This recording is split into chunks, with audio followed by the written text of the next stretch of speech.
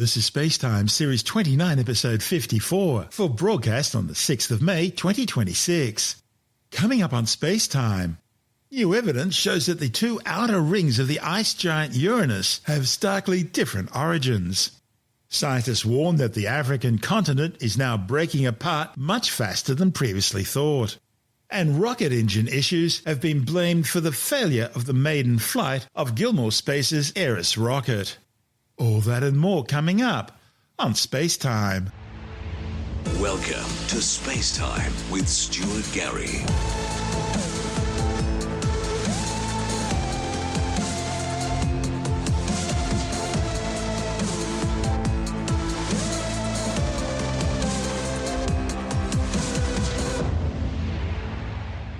Astronomers have discovered that two of the planet Uranus's outer rings have very different compositions and so must have come from completely different origins.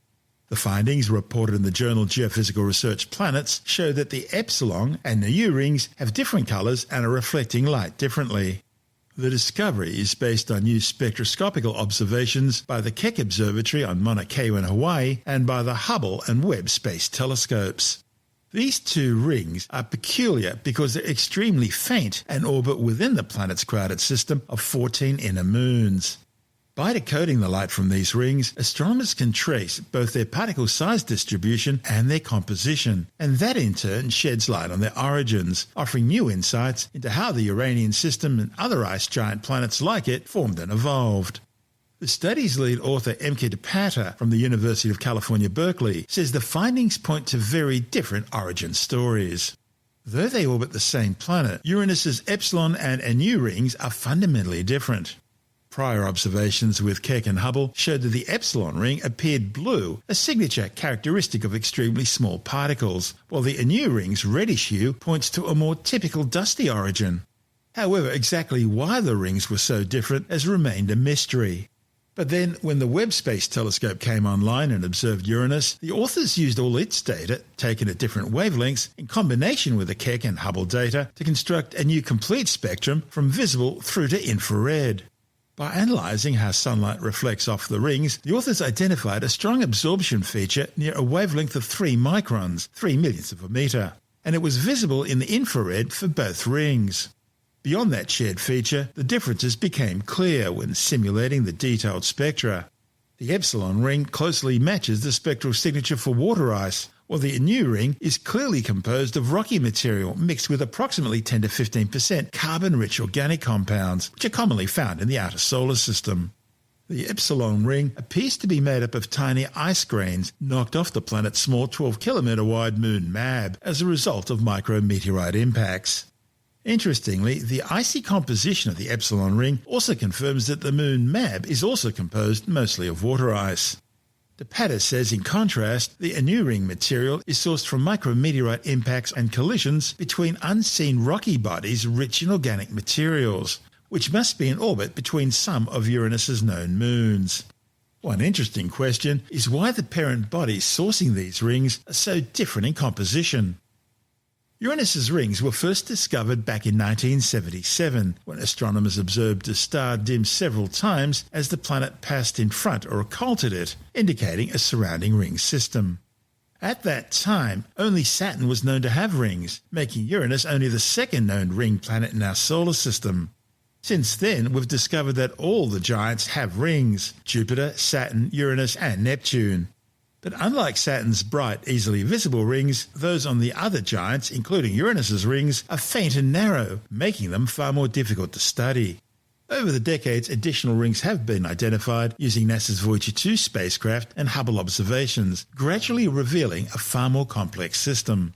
The giant 10-metre Keck telescopes, together with Hubble, played a key role in science's understanding of the Uranian system.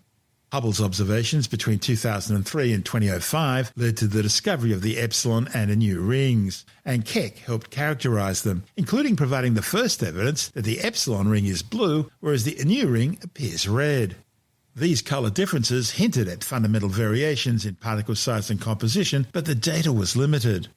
At the time, the only ring in our solar system that was blue was Saturn's E ring. And this ring is produced by geyser activity on the Saturnian ice moon Enceladus, which orbits Saturn in the E-ring, and its geysers that spew out tiny icy grains from the moon's south pole tiger stripes. These grains originate in a global subsurface ocean beneath Enceladus's frozen crust. But Uranus's MAB appears too small to be cryovolcanically active. And so the new results raise an interesting question. Why is MAB the source of the Epsilon ring? And why is it so different to Uranus's other rockier inner moons? Needless to say, ongoing studies of the system will play a crucial role in answering this mystery. This report on the many mysteries of Uranus from NASA TV. Uranus is the 7th planet from the Sun and the 3rd largest planet in the solar system. It also may have the coldest interior, emitting far less heat than its counterparts Jupiter, Saturn, and Neptune. It is known as an ice giant because it contains more ices, including water, methane, and ammonia, than Jupiter or Saturn. And while NASA's learned a great deal about this planet over the last 3 decades, there's a lot more waiting to be discovered. Back in 1986, NASA's Voyager 2 spacecraft flew by Uranus, making it the first and only spacecraft to visit this distant planet. Previous observations showed that Uranus has a unique tilt of its axis, so it rotates almost on its side, causing its poles to actually face the Sun. No other planet in our solar system has this feature. In its quick sprint past Uranus, Voyager discovered 10 new moons orbiting the planet that had not been seen before, and in the decades since, even more have been found. During its encounter, Voyager also saw new faint rings and explored the complex magnetosphere. Voyager only briefly viewed the planet's 5 major moons: Ariel, Miranda, Titania, Oberon, and Umbriel. These moons have a wide variety of terrains and geological features, some of which indicate possible subsurface oceans. Small Miranda has chaotic terrain, with deep canyons and tall mountains, but is likely now frozen solid. Ariel appears to have the youngest surface, with few impact craters. While Titania has a very old surface, the lack of large craters and presence of a large canyon system may indicate ancient resurfacing. Oberon is also covered with craters and has valleys and large mountains. Umbriel's surface is the darkest of the Uranian moons, and it sports a strange polar ring. The origin of this ring is still a mystery, but scientists believe that it may have been formed by an icy impact. Since Voyager, ground-based telescopes and the Hubble Space Telescope have played the leading role in our understanding of Uranus. Since 1992, Hubble has watched the slowly changing Uranian seasons, including changes in its unusual pale blue color and polar hazes. Telescopes have also revealed that Uranus has a complex weather system with massive storms that can last for months or even years, with wind speeds over 500 miles per hour. The ongoing search for ocean worlds and life beyond Earth makes Uranus an exciting target for the James Webb Space Telescope and for future up-close exploration. New data will help scientists to understand the formation and evolution of Uranus, as well as its moons and rings, and provide clues as to whether liquid water may reside beneath their icy crusts. The fascinating properties of this planet, discovered in just the span of a few decades, reveal that unlocking mysteries here can help scientists learn even more about our solar system and our place in it. This is Space Time.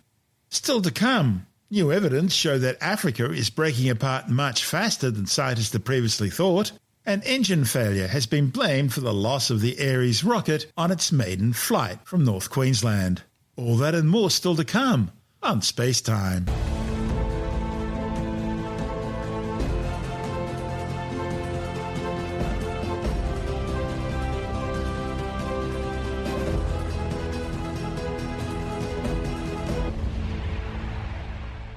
A new study claims Africa is much closer to being physically torn apart into 2 separate continents than previously thought, possibly as soon as a few million years from now. The findings, reported in the journal Nature, show part of the Great East African Rift Valley system, known as the Turkana Rift, is far thinner than scientists had previously understood. The Turkana Rift is a 500-kilometre wide, low-lying region that spans Kenya and Ethiopia, which is splitting apart at a rate of about 4.7 millimetres a year, causing the underlying planetary crust to thin significantly. The Great East African Rift System runs from the Afar Depression in northeastern Ethiopia down to Mozambique in the south, with the African-Nubian tectonic plate on one side and the Arabian and Somali plates on the other. Along the rift's axis, the crust, the rocky outermost layer of the planet, which rests on the Earth's shifting mantle, is just 13 kilometres thick. That's significantly thinner compared to the more than 35-kilometre thick crust further away from the rift centre, and is a telltale sign of a process geologists call necking. Scientists believe the Turkana Rift began pulling apart about 45 million years ago, and it's causing the Earth's crust to stretch horizontally, resulting in it buckling and fracturing, releasing magma from deep below. The authors estimate that the necking started after widespread volcanic eruptions around 4 million years ago. They say it may be just several million years before the next phase, known as oceanization, begins. At that stage, magma will rise through the fractures to form new seafloor, and water from the Indian Ocean to the north will flood in. The authors also uncovered signs of an earlier rifting episode that didn't lead to a full continental split. However, instead, it left the crust thinner and weaker, and that set the stage for the current phase of activity. This is SpaceTime. Still to come, engine issues blamed for the failure of the maiden flight of the Eris rocket, and later in the science report, scientists have discovered a new way for some coronaviruses to infect humans. All that and more coming up on SpaceTime.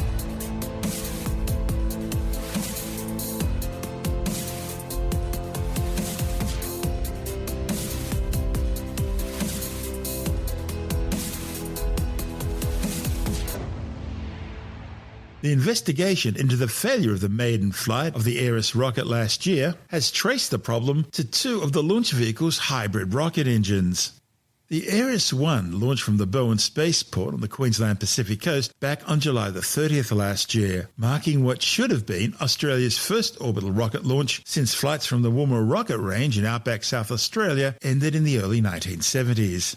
The investigation by Gilmour Space concluded that the vehicle experienced an in-flight anomaly with one of its 4 first-stage rocket engines, which lost thrust just 9 seconds after liftoff. Then a second rocket engine exhibited a similar problem at around T plus 17 seconds. The combination dramatically reduced vehicle performance, bringing the mission to an early end. Investigators say they've identified 2 independent failure modes originating from the oxidizer pump subsystem. Electrical and thermal faults were observed in the electric pump motors and associated inverters, indicating components sourced from an external supplier. Mission managers say the findings provide a clearer understanding of the underlying causes.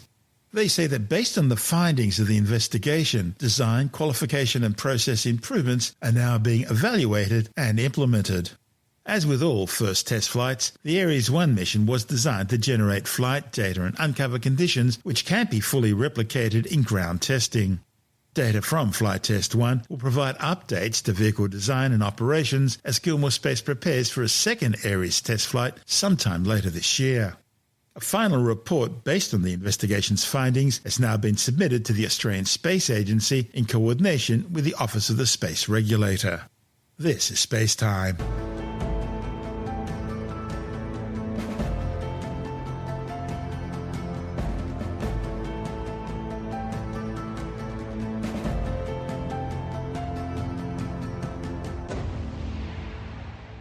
And time now to take another brief look at some of the other stories making news in science this week with a science report. Scientists have discovered a new way for some coronaviruses to infect humans. The findings, reported in the journal Nature, could be a potential new threat to human health. Of all the types of coronaviruses, scientists know the most about how beta coronaviruses enter human cells. That's the same group that Chinese government scientists genetically engineered, resulting in the COVID-19 pandemic.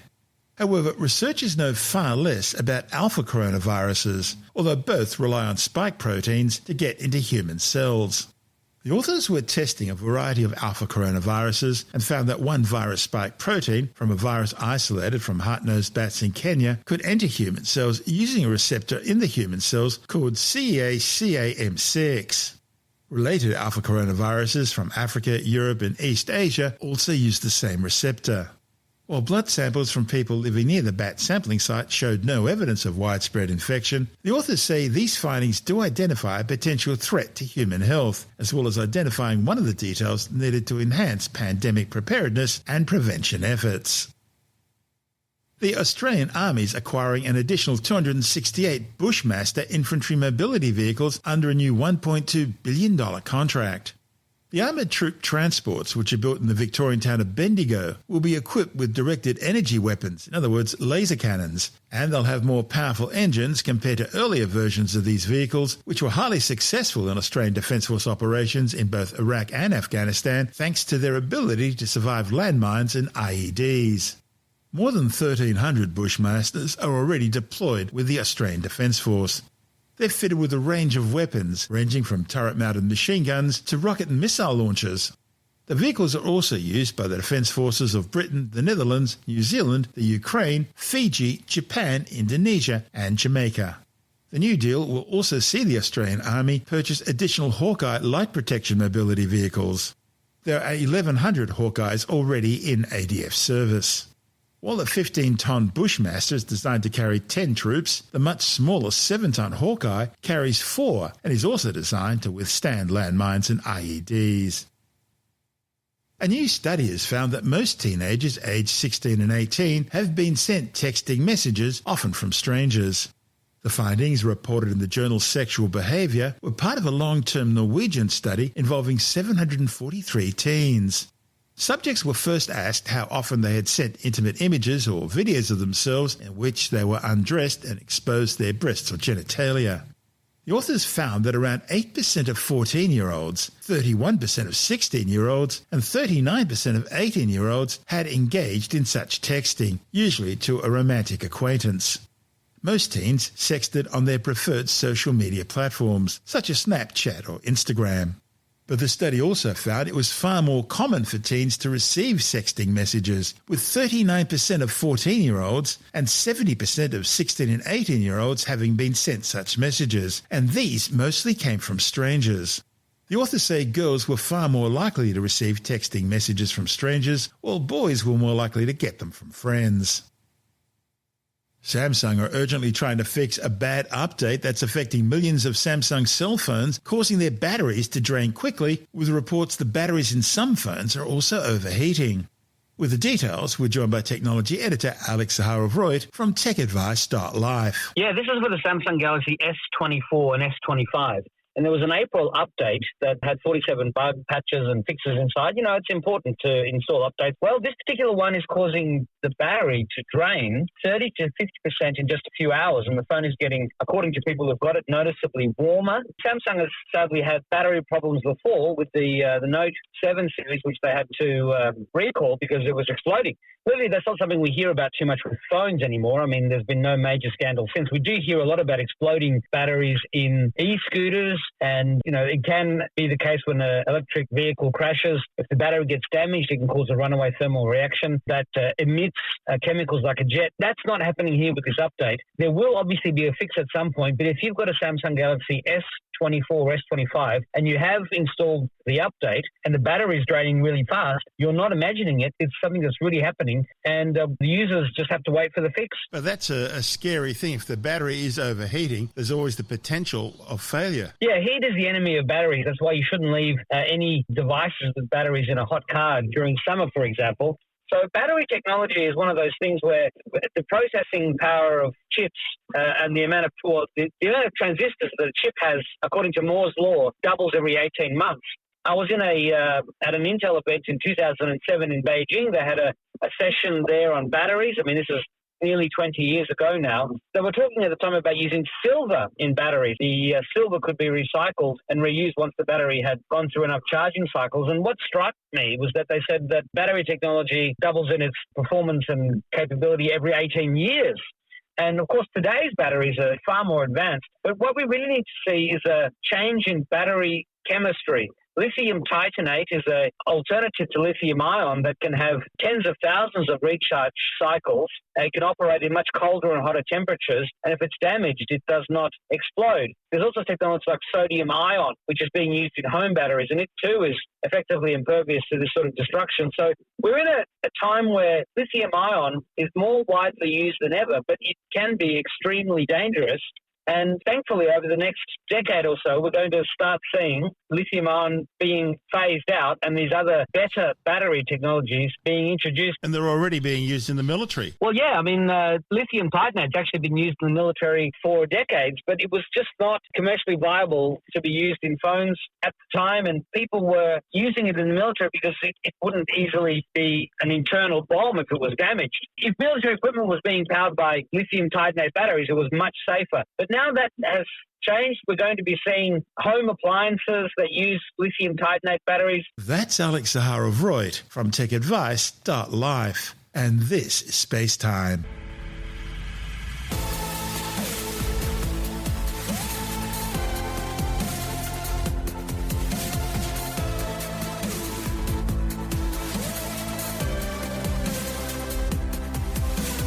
And that's the show for now. SpaceTime is available every Monday, Wednesday and Friday through Bytes.com, SoundCloud, YouTube, your favourite podcast download provider, and from SpaceTimeWithStuartGarry.com. SpaceTime's also broadcast through the National Science Foundation on Science Zone Radio and on both iHeartRadio and TuneIn Radio. And you can help to support our show by visiting the SpaceTime store for a range of promotional merchandising goodies, or by becoming a SpaceTime patron, which gives you access to triple-episode commercial-free versions of the show, as well as lots of bonus audio content which doesn't go to air, access to our exclusive Facebook group, and other rewards. Just go to SpaceTimeWithStuartGarry.com for full details. You've been listening to SpaceTime with Stuart Gary. This has been another quality podcast production from Bytes.com.